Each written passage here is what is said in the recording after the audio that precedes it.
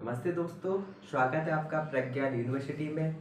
तो जो हमारा टॉपिक था संविधान का निर्माण हम पढ़ रहे थे, तो उसमें हम संविधान जो सभा का निर्माण कैसे हुआ उसकी हमने यात्रा देखी। तो अब थोड़ा सा हमारा छोटा सा टॉपिक रह गया इसी में कि संविधान सभा के बारे में थोड़ा सा जान लेते हैं, कैसे संविधान सभा का निर्माण वगैरह हुआ, उसके बाद में उसने कैसे संविधान का निर्माण किया, उसके बारे में कुछ हम जानकारी जुटा लेते हैं और उसके बाद में कैसे हमारा संविधान लागू होता है और वर्तमान स्थिति क्या है, इस बारे में थोड़ी सी हम चर्चा करते हैं। तो संविधान सभा के बारे में हमारी चर्चा है। संविधान सभा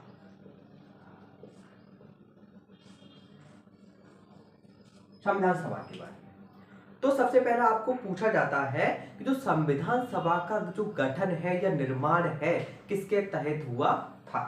तो एक आपको याद रखना है ये वाला पॉइंट। गठन इसका जो हुआ था वो कैबिनेट मिशन योजना के तहत हुआ। कैबिनेट मिशन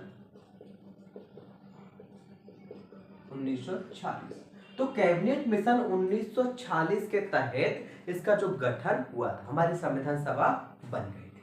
ठीक है, एक पॉइंट आपको याद रखना है ये कि इसमें उस समय कुल सदस्य कितने थे। कुल सदस्य कितने थे, तो इसमें कुल सदस्य कितने थे ये आपको 389 आपको याद रखना।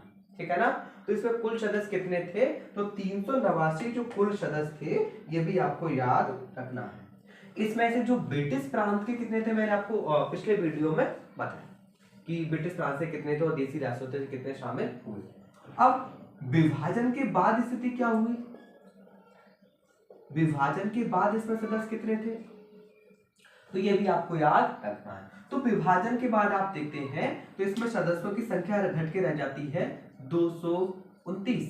अब 229 में से जो कुछ ब्रिटिश प्रांत थे, कुछ ब्रिटिश प्रांत से थे और कुछ देसी रियासतों से थे। कुछ ब्रिटिश प्रांत से और कुछ देसी रियासतों से 70 लोग शामिल हुए थे और ब्रिटिश प्रांत से आप देखोगे 229 सदस्य शामिल हुए थे। ठीक है, तो आपको कुल सदस्य याद रखना है कितने थे, 389 थे। विभाजन के बाद यानी कि इसमें मुस्लिम लीग के सदस्य शामिल नहीं हुए, तो उसके बाद इनकी सदस्य संख्या घट के रहेगी 229, यानी कि 90 सदस्य थे वो पाकिस्तान क्षेत्र में चले गए। तो इसमें ब्रिटिश प्रांत के 229 सदस्य शामिल हुए और दूसरी रियासतों से 70 सदस्य शामिल हुए। अब थोड़ा सा आगे आपको याद रखना है कि इसकी पहली बैठक कब हुई।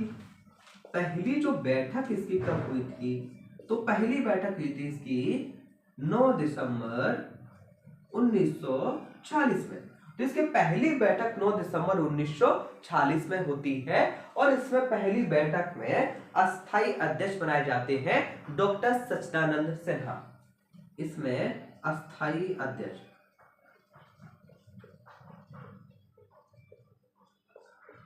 डॉक्टर सच्चिदानंद सिन्हा।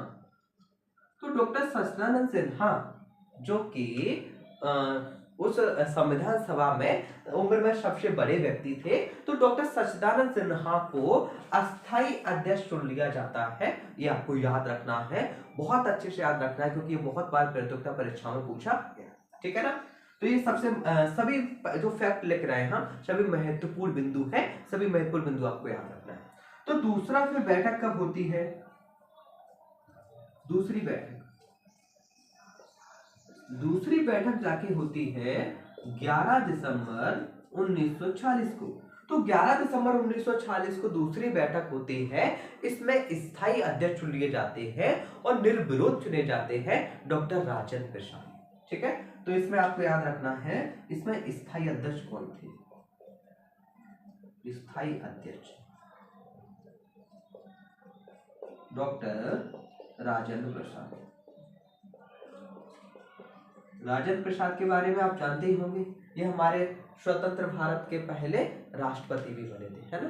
तो डॉक्टर राजेंद्र प्रसाद को यहाँ पर स्थायी अध्यक्ष चुन लिया गया जो बैठकों की अध्यक्षता करते थे। ठीक है, उसके बाद आप देखोगे कि ऐसे जो हमारे संविधान सभा का निर्माण हुआ उसकी बैठकें होने लगी और संविधान निर्माण का कार्य प्रगति पर हो गया। तो पहली घटना और एक महत्वपूर्ण याद रखना है, 13 दिसंबर 1940 को एक प्रस्ताव पेश किया था नेहरू जी ने, तो उसको आपको याद रखना है।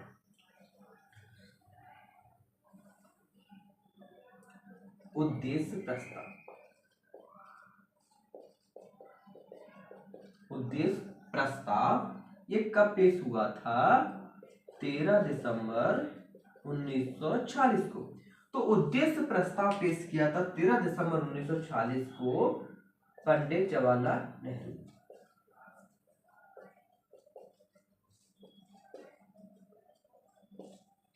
तो 13 दिसंबर 1940 को उद्देश्य प्रस्ताव जब पंडित जवाहरलाल नेहरू जी ने पेश किया, ये संविधान का दर्शन था। इसमें ये बताया गया कि हमें संविधान का निर्माण कैसे करना है। जो आप प्रस्तावना में दर्शन देखते हैं कि क्या क्या इसमें शामिल किया जाएगा, जैसे कि न्याय की बात है, समानता की बात है, ऐसी बहुत सारी बात हम प्रस्तावना में देखेंगे। तो वो एक दर्शन शामिल किया गया कि हमें भारत के संविधान को कैसा बनाना है, यानी कि हमें इसमें अपने देश के लिए क्या क्या क्या व्यवस्था करनी है, इसमें नागरिकों के लिए क्या व्यवस्था करनी है, समाज के लिए क्या व्यवस्था करनी है, लेकिन पूरी व्यवस्थाओं के बारे में हमें कैसा करना है, एक दर्शन, एक झलक दिखाई देती है इनके पंडित जवाहरलाल नेहरू के उद्देश्य प्रस्ताव में, जो 13 दिसंबर 1940 को पेश किया गया था। तो यहां तक की बात आपको याद रखनी है। फिर आपको देखना है कि जो पूरे संविधान सभा का संचालन कैसे हुआ, तो एक महत्वपूर्ण कार्य था संविधान को बनाना। तो संविधान सभा में क्या हुआ था, इसमें अलग अलग समितियां बनाई गई, जिनके माध्यम से क्या हुआ, पूरे संविधान सभा का संचालन हुआ। तो कुछ महत्वपूर्ण समितियों को आपको याद रखना है, जैसे कि देखते हैं।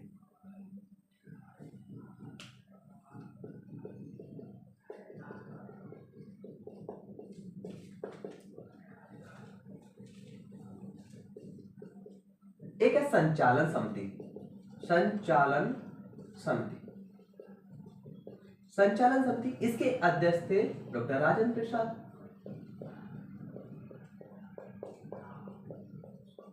अब डॉक्टर राजेंद्र प्रसाद का क्या काम था कि पूरे संचालन को देखना है, संविधान सभा का संचालन कैसे होगा, सारी चीज कौन निर्धारित करेंगे, डॉक्टर राजेंद्र प्रसाद। तो इसके लिए एक समिति बनी होती, संचालन समिति। दूसरा बनी होती एक झंडा समिति।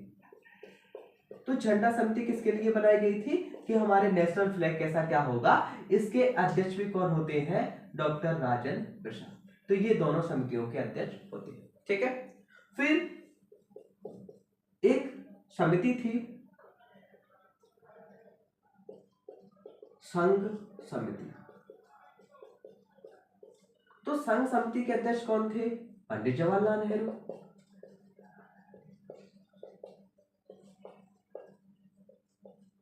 एक थी प्रांतीय समिति, इसके अध्यक्ष कौन थे, तो सरदार वल्लभ भाई पटेल।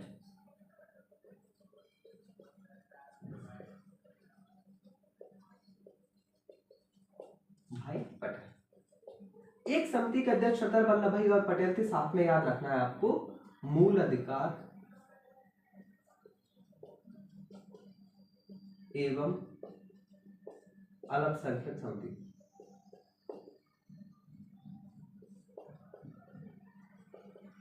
इसके भी अध्यक्ष कौन थे, सरदार वल्लभ भाई पटेल जी, ठीक है। तो ये आपको याद रखना है। सबसे महत्वपूर्ण इसमें समिति थी, उसको आपको याद रखना है, प्रारूप समिति। इसके जो अध्यक्ष थे वो बनाए गए थे डॉक्टर भीमराव अंबेडकर।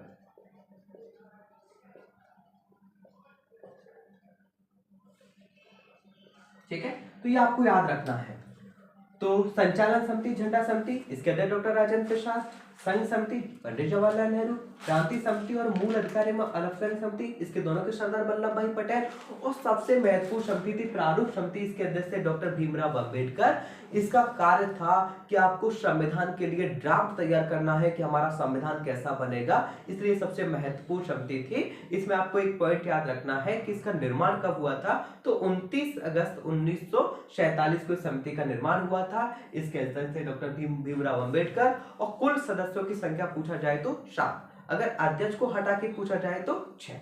ठीक है। तो ये प्रारूप समिति के बारे में याद रखना है। तो इन सारी समितियों का सभी का योगदान रहा भारत के संविधान का निर्माण का।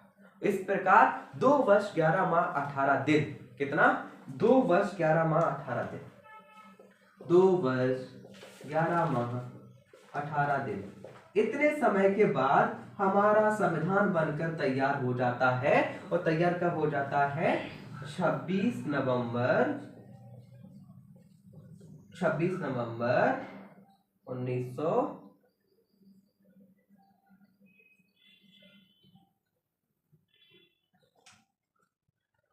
ठीक है। तो इस प्रकार हमारा 1949 लिखने में मिस्टेक हो गई। तो 2 वर्ष 11 माह 18 दिन, तो ये कब हमारा तैयार हो जाता है बनकर? 2 वर्ष 11 माह 18 दिन का समय लगा। और 26 नवंबर 1949 को हमारा भारत का संविधान बनकर तैयार हो जाता है। और इसीलिए 26 नवंबर को हम संविधान दिवस के रूप में मनाते हैं। ये क्वेश्चन आपको बन सकता है कि संविधान दिवस कब मनाया था? 26 नवंबर, ठीक है। तो 1949 को हमने 26 नवंबर को बना के तैयार कर लिया और इसको अंगीकृत कर लिया। और इसके कुछ प्रावधान थे, जैसे कि चुनाव कराना था हमें, तो चुनाव के प्रावधान, नागरिकता के संबंधित प्रावधान और कुछ महत्वपूर्ण प्रावधानों को हमने यहाँ पर लागू कर लिया। और बाकी जो प्रावधान कब लागू हुए? 26 जनवरी 1950 में जाके। तो इसको यहाँ पर अंगीकृत तो कर लिया 26 नवंबर 1949 में जाके, लेकिन इसको हमने लागू कब किया? तो लागू करने का काम हमने किया 26 जनवरी, 2 महीने बाद, 26 जनवरी 1950 को। तो 26 जनवरी 1950 में हमने इसको लागू किया। अच्छा, 2 हमने बना के तैयार कर लिया, तभी हमने लागू कर देना चाहिए था, लेकिन ऐसा नहीं किया, उसके 2 महीने डिले किया और 26 जनवरी 1950 की तारीख लिखी गई कि इस तारीख को हम क्या करेंगे? लागू करेंगे। तो ऐसा इसलिए किया गया क्योंकि हमने जो पूर्ण स्वाधीनता दिवस मनाया था कांग्रेस ने लाहौर अधिवेशन में, तो 26 जनवरी 1930 को मनाया था। तो 26 जनवरी का दिन था, वो हमारे लिए बहुत ही महत्वपूर्ण था, इसलिए इस दिन के लिए रखा गया। इसलिए हमने अपने भारत के संविधान को लागू किया है। तो 26 जनवरी 1950 को लागू किया और इसके सभी प्रावधान यहाँ से लागू हो जाते हैं और एक संविधान जो हमारा होता है कार्यान्वयन में आ जाता है। तो यहाँ से हमें ये चीज देखनी है कि 26 जनवरी 1950 को लागू हुआ। अच्छा, इस पर अंतिम रूप से कितने जो प्रतिनिधि सदस्यों ने हस्ताक्षर किए? तो आपको याद रखना है 284 ने, है ना। तो एक पॉइंट आपको बन सकता है। तो यहां से हम देखते हैं जैसे ही हमारा संविधान का लागू हुआ तो वैसे ही हमारा भारत क्या बन गया? आपको गणतंत्र, ठीक है। तो यहां से हम देखते हैं, हमने पूरा पढ़ दिया कि भारत के संविधान का निर्माण कैसे हुआ, हमारा संविधान बनकर कैसे तैयार हुआ। तो ये हमारा एक चैप्टर समाप्त होता है। इसके बाद हम आगे पढ़ेंगे भारतीय संविधान में, आगे पढ़ेंगे भारत की प्रस्तावना और उसके आगे आगे हम पढ़ेंगे, ठीक है। तो आज के लिए इतना काफी है। धन्यवाद आपको, आप सभी को।